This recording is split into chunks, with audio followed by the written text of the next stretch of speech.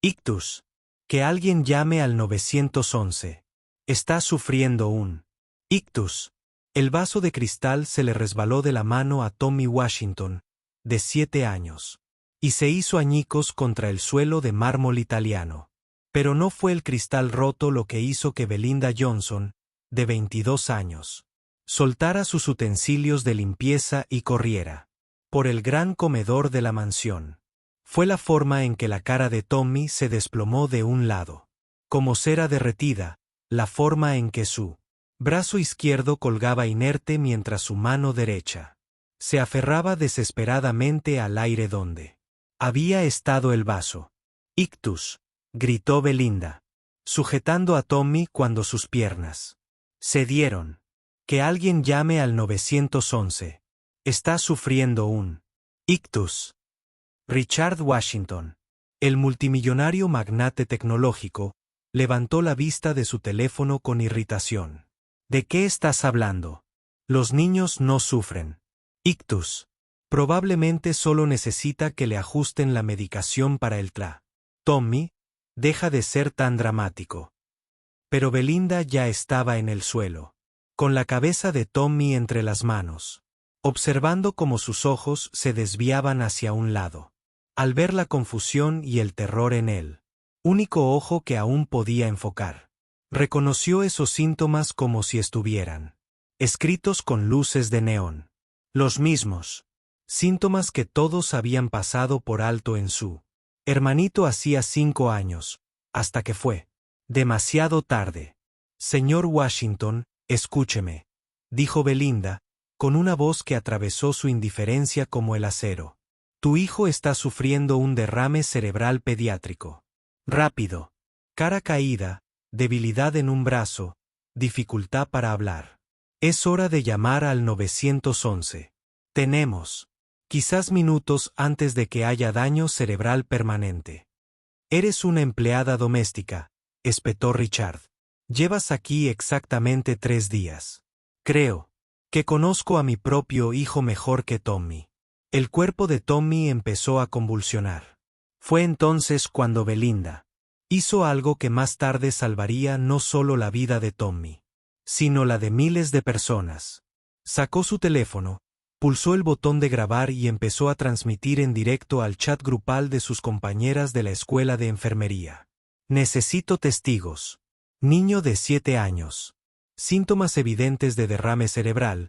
Padre que se niega a recibir tratamiento. Alguien llamó al 911 a la residencia de los Washington en la Quinta Avenida. Los comentarios inundaron la red de inmediato. Enfermeras, médicos, estudiantes de medicina, todos, viendo lo que Richard no podía o no quería ver. En cuestión de segundos, 3 personas diferentes habían llamado a los servicios de emergencia. ¿Cómo te atreves?, rugió Richard, intentando alcanzar su teléfono. Pero Belinda lo apartó, sin dejar de grabar. Concentrada en Tommy. Tu orgullo o la vida de tu hijo, señor Washington, elija rápido. Pero para entender cómo llegamos a esto, tenemos que volver al principio. 3 días antes, Belinda Johnson estaba de pie frente a la mansión Washington, con el corazón latiéndole a 1000 por hora. Tenía 22 años, le faltaba un año para terminar la carrera de enfermería y estaba ahogada en préstamos estudiantiles. Necesitaba este trabajo desesperadamente, no solo por el dinero, sino también por el horario flexible que le permitiría continuar sus estudios. El anuncio era sencillo: se busca empleada doméstica interna para una familia prominente. Debe ser discreta, responsable y buena con los niños. Excelente sueldo. Lo que no mencionaba era que Richard Washington había tenido 6 empleadas domésticas en 2 meses, ni que su hijo de 7 años, Tommy, era lo que la agencia llamaba delicadamente un niño difícil. No es un chico problemático, había explicado la señora Chen, la administradora de la casa, durante la entrevista de Belinda. Solo que enérgico, ya sabes. Su madre falleció hace 2 años, y el señor Washington, bueno, él hace las cosas a su manera. Lo que pasó después todavía me da escalofríos. El primer día de Belinda había sido abrumador. La mansión tenía 12.000 pies cuadrados de mármol y cristal, como un museo donde la gente vivía. Richard Washington trabajaba desde casa, pero bien podría haber vivido en otro planeta, encerrado en su oficina desde el amanecer hasta la medianoche, saliendo solo para dar órdenes a gritos o quejarse del ruido. Y Tommy. Tommy era un torbellino de movimiento y caos. Corría por los pasillos, chocaba contra los muebles, lanzaba cosas cuando se frustraba. Las criadas anteriores habían intentado controlarlo, contenerlo, calmarlo. Belinda lo observaba de forma diferente. Su hermano Marcus había sido igual antes de su derrame cerebral. Hiperactivo, habían dicho, problemas de conducta, solo necesita más disciplina. Nadie había notado las señales sutiles, la forma en que de repente se ponía torpe de un lado, los breves momentos en que arrastraba las palabras, los dolores de cabeza que mencionaba y luego olvidaba. No hasta aquella terrible mañana en que Marcus, de 9 años, se desplomó en el desayuno. Su cerebro ya estaba demasiado dañado por él. Derrame cerebral que nadie sabía que se avecinaba. Había sobrevivido, pero nunca volvería a caminar bien, ni a hablar con claridad. Todo, porque todos estaban demasiado ocupados, viendo a un niño problemático como para darse cuenta de la emergencia médica que se estaba gestando. Esperen, necesito contarles algo crucial. En su segundo día, Belinda notó cosas en Tommy que despertaron su instinto maternal. La forma en que de repente dejaba caer cosas, pero solo con la mano izquierda. Los breves momentos en que su rostro se relajaba solo un segundo antes de volver a la normalidad.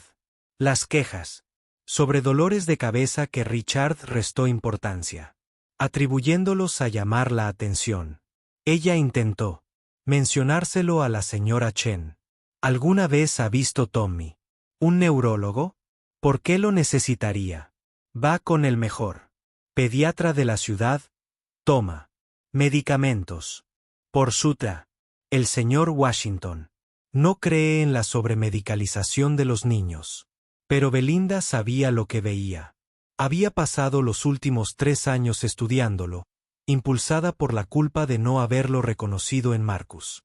Los síntomas de un derrame cerebral en niños eran diferentes a los de los adultos. Sutiles, fáciles de confundir con otras cosas, a menudo descartados como problemas de conducta. Había empezado a tomar notas en su teléfono. El martes, Tommy dejó caer su vaso de jugo 3 veces, todas con la mano izquierda. El miércoles por la mañana, una breve parálisis facial durante el desayuno, que duró unos 5 segundos. El miércoles por la tarde, se quejó del peor dolor de cabeza de su vida, pero lo olvidó en cuestión de minutos. No se imaginaban que esta decisión lo cambiaría todo. La mañana del tercer día, Belinda estaba limpiando el comedor cuando Tommy bajó a desayunar.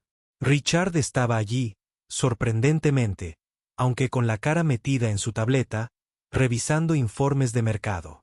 Buenos días, papá. Tommy había dicho, con la voz ligeramente pastosa. Richard no había levantado la vista. Siéntate bien, Thomas. Desayuna.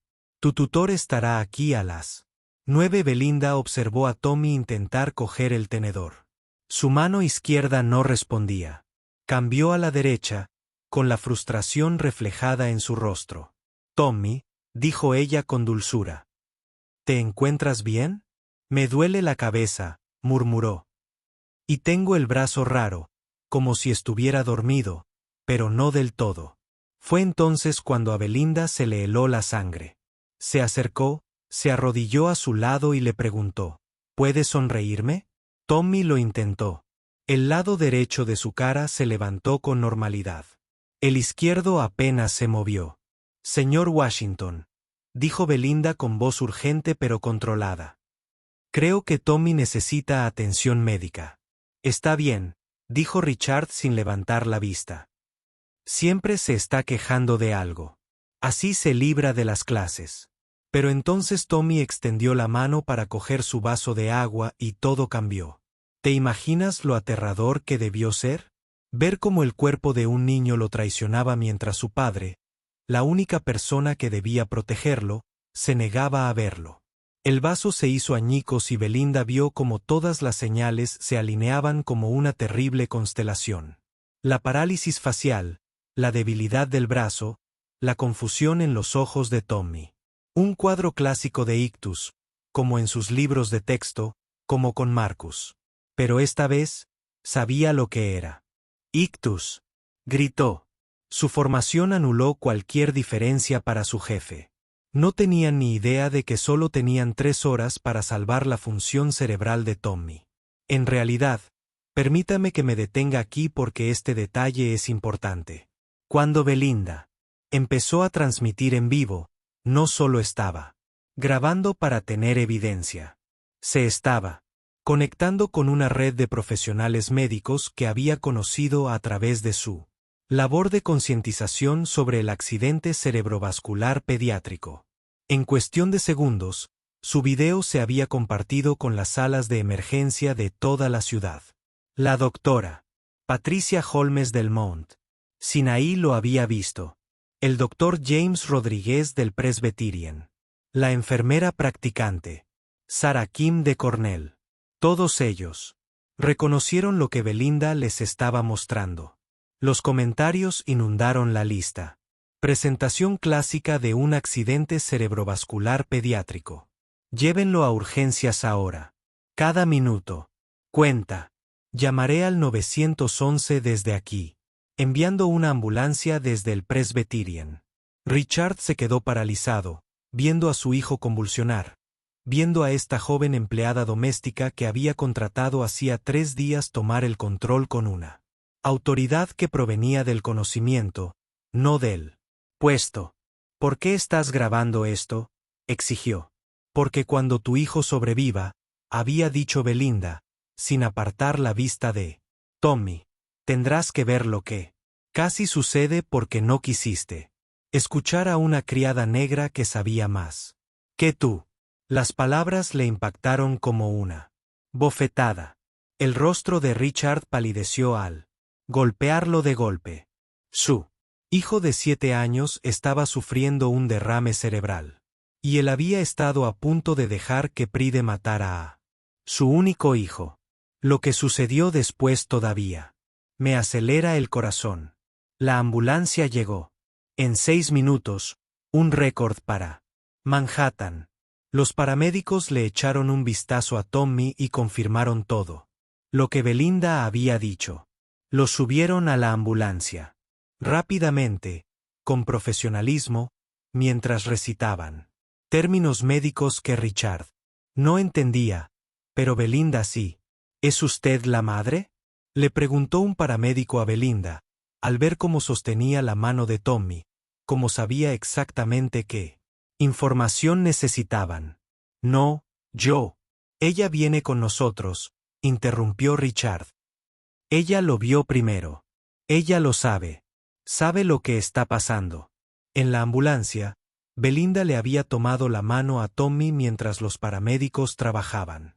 Le habló en voz baja, aunque él no podía responder, diciéndole que era valiente, que iba a estar bien, que los médicos lo ayudarían. Richard estaba sentado en un rincón, su imperio multimillonario no significaba nada en ese momento, viendo como una joven a la que había despreciado como si fuera solo la criada, se convertía en la persona más importante en la lucha de su hijo por sobrevivir. ¿Cómo lo supiste?, preguntó en voz baja. Mi hermano, respondió Belinda, sin apartar la vista de Tommy. Misma edad, mismos síntomas. Nadie escuchó a mi madre cuando dijo que algo andaba mal. Para cuando finalmente le hicieron las pruebas. Sí, el daño era permanente. ¿Se recuperará Tommy? Lo detectamos a tiempo. Gracias a la transmisión en vivo, la mitad de urgencias ya se está preparando. Tiene una oportunidad. Una buena oportunidad. ¿Pero el señor Washington? Ella lo miró entonces, con sus ojos oscuros llenos de una sabiduría impropia de alguien tan joven. Después de que esto termine, tenemos que hablar de lo que he estado viendo toda la semana. Las señales de alerta que todos pasaron por alto. En exactamente 17 minutos, descubrirían algo que lo cambiaría todo. En el hospital, el equipo de urgencias estaba preparado. La doctora Patricia Holmes, que había visto la transmisión en vivo de Belinda, ya había ordenado la tomografía computarizada, tenía al equipo de ictus en alerta y tenía preparada la medicación trombolítica. Belinda Johnson, dijo la doctora Holmes, reconociéndola del video. Estudiante de enfermería en Colia. He leído sus artículos sobre el reconocimiento del ictus pediátrico. Acabas de salvarle la vida a este niño.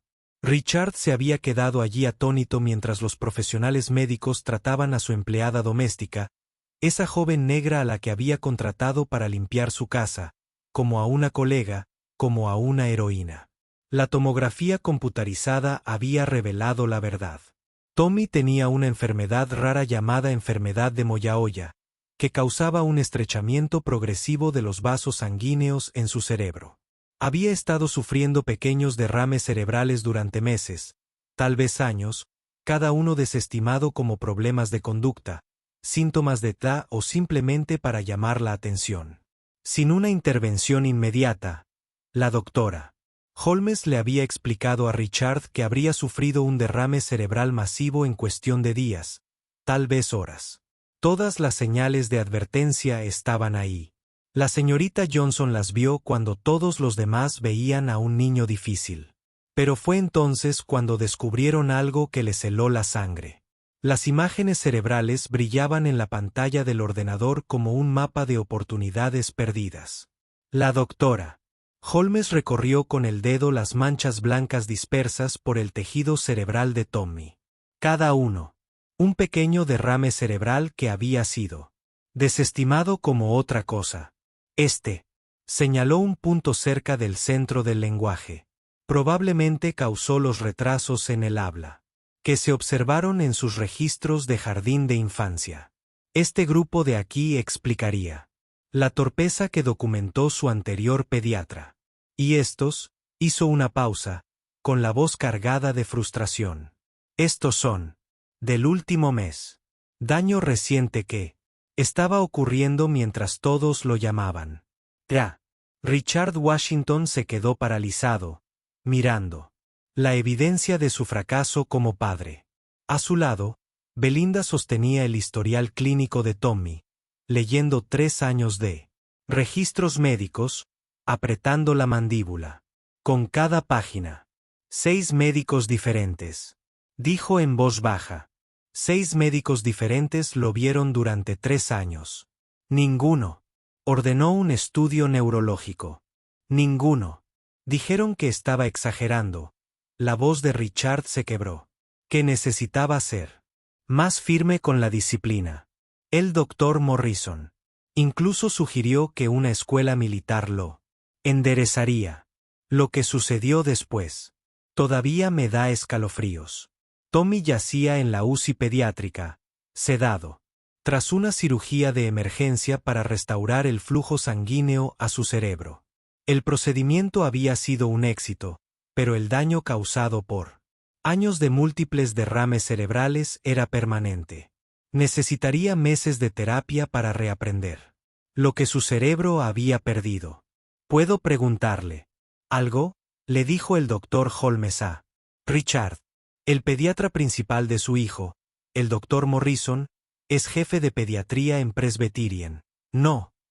Sí, el mejor de la ciudad. O eso creía. También es miembro de la junta directiva de Neuroch Pharmaceuticals, dijo Belinda de repente, levantando la vista de su teléfono.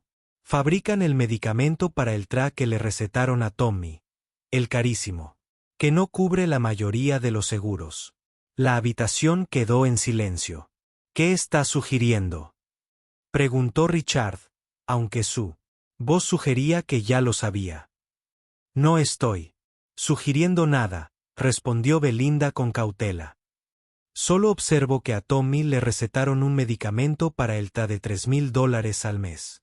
En lugar de hacerle una resonancia magnética de $500 que habría detectado la enfermedad de Moyaoya, y que el Dr. Morrison se beneficia personalmente de cada receta que extiende para ese medicamento. Espera, tengo que contarte algo crucial. Belinda sacó su portátil, el que usaba para la facultad de enfermería, y empezó a buscar información. Señor Washington, en los últimos 3 años, los diagnósticos de TAA en familias adineradas han aumentado un 400%. Las recetas de este medicamento en particular han aumentado un 600%. ¿Y sabe que no ha aumentado?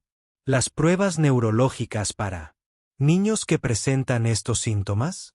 ¿Está diciendo que los médicos están diagnosticando erróneamente a los niños a propósito para obtener beneficios?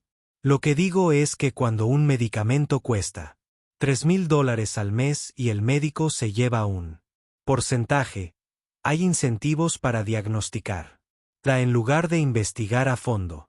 Sobre todo cuando las familias pueden pagarlo. Sin rechistar. El rostro de Richard se ensombreció. La expresión que aterrorizaba a las salas de juntas de Silicon Valley. Si esto es cierto, no solo ocurre aquí, interrumpió Belinda, tecleando con rapidez. Mira, 17 niños del Upper East Side de Manhattan, todos diagnosticados con TAA por médicos vinculados a Neuroche, a todos se les recetó el mismo medicamento. Y mira esto. Abrió otra pantalla. 3 de ellos murieron en los últimos 2 años. Causa: muerte, eventos neurológicos repentinos. Ictus, señor Washington. Niños que sufren ictus mientras toman medicamentos para el TAA por afecciones que nunca tuvieron. No se imaginaban que esta decisión lo cambiaría todo. Richard sacó su teléfono e hizo una llamada. Patricia, soy Richard Washington. Necesito al mejor equipo de investigación que tenga, y lo necesito ahora. Sí, se trata de Tommy y posiblemente de cientos de otros niños. Mientras Richard movilizaba sus recursos, Belinda se sentó junto a la cama de Tommy, sosteniendo su pequeña mano. Pensó en Marcus, en todos los niños como él y Tommy, cuyas verdaderas afecciones estaban ocultas tras diagnósticos más lucrativos. Señorita Johnson, dijo una voz desde la puerta. Levantó la vista y vio a un hombre con un traje caro. Definitivamente no era personal médico. Soy Robert Clark, asesor legal de Neuroche Pharmaceuticals. Entiendo que has estado haciendo acusaciones muy serias sobre nuestros médicos asociados. He estado exponiendo hechos. Sobre observaciones médicas, respondió Belinda con calma, aunque su corazón latía con fuerza. Hechos que podrían considerarse difamación si se compartieran públicamente. Creo que eres estudiante de enfermería. Sería lamentable que se presentaran quejas ante tu escuela por conducta poco profesional. De hecho, permíteme hacer una pausa aquí, porque este detalle es importante. Belinda se levantó lentamente y sacó su teléfono. Señor Clark, ¿me está amenazando? Simplemente sugiero que una estudiante de enfermería debería concentrarse en sus estudios en lugar de causar problemas para los que no está capacitada. ¿Capacitada? Belinda volvió a grabar con su teléfono. Estaba lo suficientemente capacitada para reconocer un accidente cerebrovascular pediátrico cuando 6 médicos no lo detectaron. Estaba lo suficientemente capacitada para salvar la vida de este niño. Y estoy lo suficientemente capacitada para reconocer una amenaza cuando la oigo. Así que, por favor, continúa diciéndome cómo. La neurocirugía arruinará mi carrera si sigo hablando de niños muertos sí. Sobornos de la industria farmacéutica. El rostro de Clark palideció al darse cuenta de que ella estaba grabando. Eso no es lo que yo obtengo. La voz de Richard resonó en la habitación. Como hielo. Estaba de pie en la puerta y detrás de él había 3 personas con cámaras y equipo de grabación. Señor Clark, le presento a mi nuevo equipo de investigación. Han estado grabando desde el pasillo. Durante los últimos 5 minutos. Creo que usted conoce a Patricia Winters, periodista ganadora del premio Pulitzer. Está muy interesada en su historia sobre las amenazas a la mujer que salvó la vida de mi hijo. Clark huyó, pero todos sabían que esto era solo el principio. No tenían ni idea de que solo les quedaban 24 horas antes de que todo estallara. Esa noche, Belinda no pudo dormir. Estaba sentada en la habitación de Tommy, mirando sus monitores cuando su teléfono vibró. Era una notificación de su correo electrónico de la escuela de enfermería. Estimada señorita Johnson, hemos recibido varias quejas sobre su conducta profesional durante su empleo en la residencia de Washington. En espera de una investigación, su matrícula queda suspendida con efecto inmediato. Le temblaban las manos. 3 años de trabajo y sacrificio a punto de ser destruidos por haber salvado la vida de un niño y haber dicho la verdad. Se movieron rápido, dijo Richard desde atrás. Ella no lo había oído entrar. Tienen que hacerlo, respondió Belinda, intentando mantener la voz firme. Cada hora que pasa, más personas se enteran de la verdad. No estás luchando sola contra esto, dijo Richard. Ya he llamado al presidente de Colia. Le he explicado la situación. Le he mencionado el importe de mis donaciones habituales. No quiero ganar por tu dinero. Ganarás porque tienes razón. El dinero solo garantiza que escuchen el tiempo suficiente para oír la verdad. Lo que sucedió después todavía me acelera el corazón. A la mañana siguiente, Belinda se despertó con su teléfono repleto de notificaciones.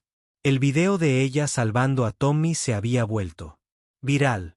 No el que ella había publicado, sino las imágenes de seguridad de la mansión que, de alguna manera, se filtraron a los medios.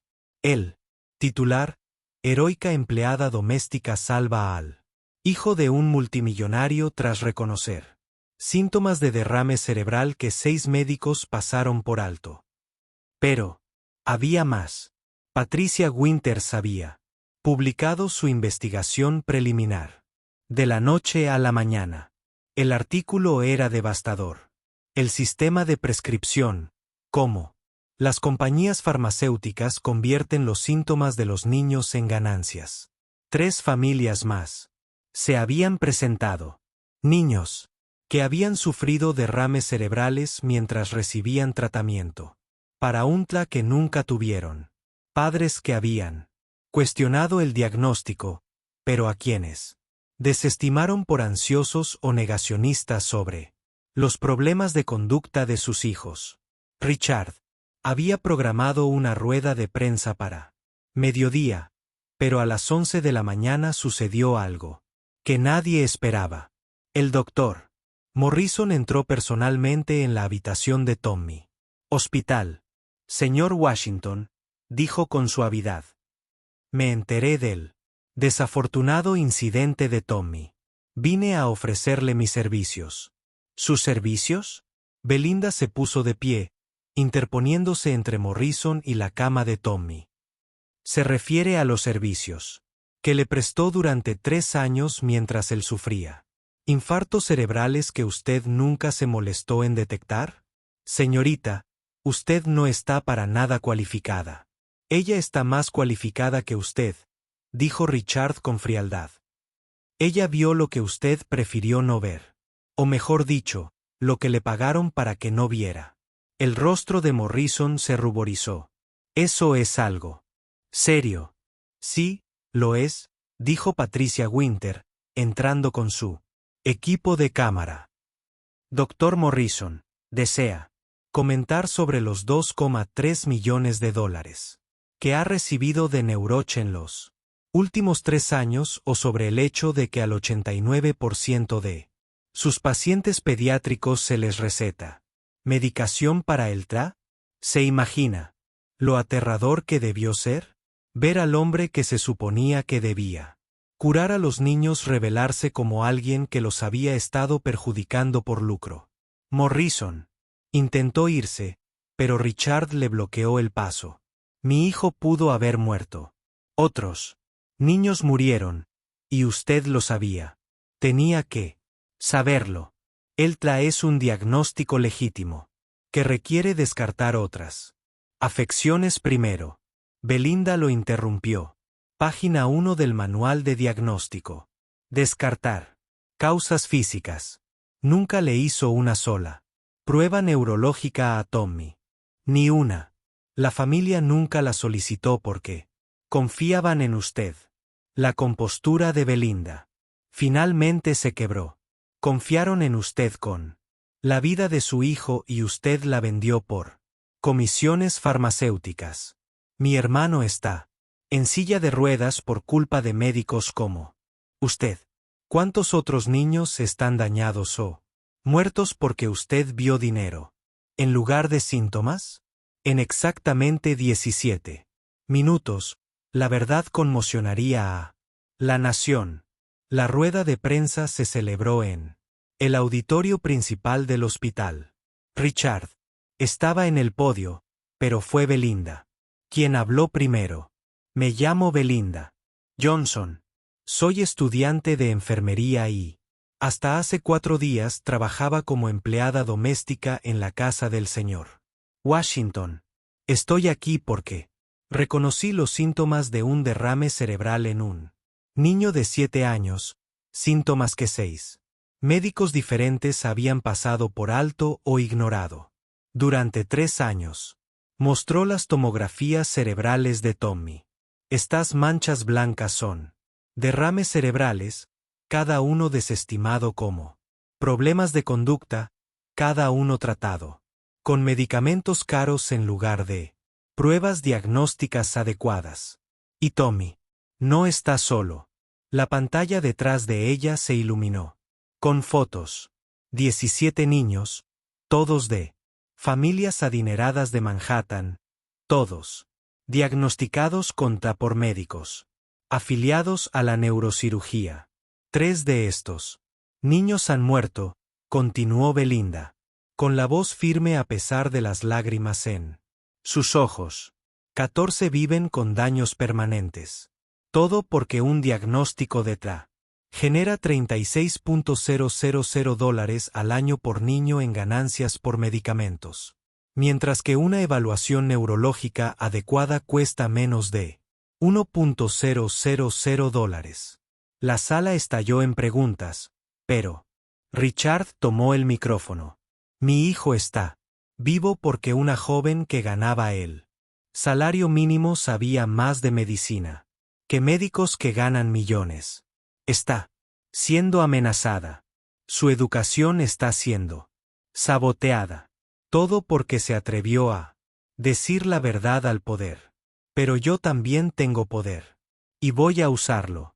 Anunció la creación de la Fundación Tommy, dedicada a proporcionar exámenes neurológicos gratuitos a cualquier niño diagnosticado con TDA. La financiación inicial fue de $100 millones. Y añadió, mirando directamente a las cámaras, voy a presentar cargos penales contra todos los médicos que antepusieron las ganancias a la vida de mi hijo, empezando por el Dr. Morrison. Pero fue entonces cuando descubrieron algo que empeoró aún más las cosas. Tras la rueda de prensa, sonó el teléfono de Belinda. Era su madre. Cariño, tienes que venir al hospital. Es Marcus. El hermano de Belinda, aquel cuyo derrame cerebral la había impulsado a estudiar enfermería, se había desmayado. Cuando llegó a su hospital en Brooklyn, un mundo aparte de los relucientes pasillos donde Tommy recibía tratamiento, descubrió el motivo. Su medicación, dijo su madre, con lágrimas en los ojos. El medicamento para su terapia post-ictus. El seguro dejó de cubrirlo hace 6 meses. Lo hemos estado racionando. Intentando que nos dure. El medicamento cuesta $800 al mes. La misma farmacéutica que fabricó el medicamento innecesario para el TDA de Tommy También fabricó el medicamento esencial para la recuperación del ictus de Marcus. A uno le pusieron un precio alto porque las familias ricas podían pagarlo. Al otro le pusieron un precio alto porque las familias desesperadas pagarían cualquier cosa. Ambos bandos, susurró Belinda, se están aprovechando de ambos bandos, creando diagnósticos falsos para los ricos mientras que los precios de los medicamentos reales son prohibitivos para todos los demás. Richard, que la había seguido, oyó la conversación. ¿Cuánto necesita Marcus? Señor Washington, ¿cuánto me costó salvar a su hijo? $800 al mes. Pero hay miles como él. Entonces ayudamos a miles. La Fundación Tommy acaba de ampliar su misión. En realidad, déjenme contarles cómo termina esta historia. 6 meses después, Belinda compareció ante un tribunal, testificando en el caso contra él. Dr. Morrison y otros 6 médicos fueron declarados culpables de fraude médico y homicidio por negligencia. Neuroch Pharmaceuticals fue multada con $2.800 millones y obligada a reestructurarse. Tommy había experimentado una notable mejoría en su recuperación. Siempre tendría algunas secuelas de los años de accidentes cerebrovasculares no diagnosticados, pero con el tratamiento y la terapia adecuados, estaba prosperando. Incluso había empezado a aprender lengua de señas para comunicarse con Marcus, quien se había convertido en un hermano para él. Belinda se había graduado de la Escuela de Enfermería con honores y una beca completa cortesía del presidente de Colombia, quien prefirió apoyar públicamente a una heroína antes que explicar por qué habían intentado expulsarla. Le habían ofrecido puestos en todas las principales instituciones. Hospital en Nueva York. Pero ella había elegido otro camino. La clínica gratuita de la Fundación Tommy abrió sus puertas en Brooklyn, a 6 cuadras de donde Belinda había crecido. Ofrecía exámenes neurológicos gratuitos para niños, independientemente de sus ingresos. La sala de espera siempre estaba llena. Padres a quienes les habían dicho que sus hijos eran problemáticos, finalmente obtenían respuestas reales. El día de la inauguración, Richard le preguntó, ¿por qué aquí? Podrías trabajar en cualquier lugar. Porque los Tommy en Manhattan tienen defensores, respondió Belinda. Los Marcus en Brooklyn los necesitan más. La primera paciente de la clínica fue una niña de 5 años cuyos problemas de comportamiento resultaron ser crisis de ausencia. El segundo fue un niño cuya discapacidad de aprendizaje era en realidad pérdida auditiva. Al final del primer mes, habían identificado a 12 niños con afecciones tratables que habían pasado desapercibidas o habían sido ignoradas.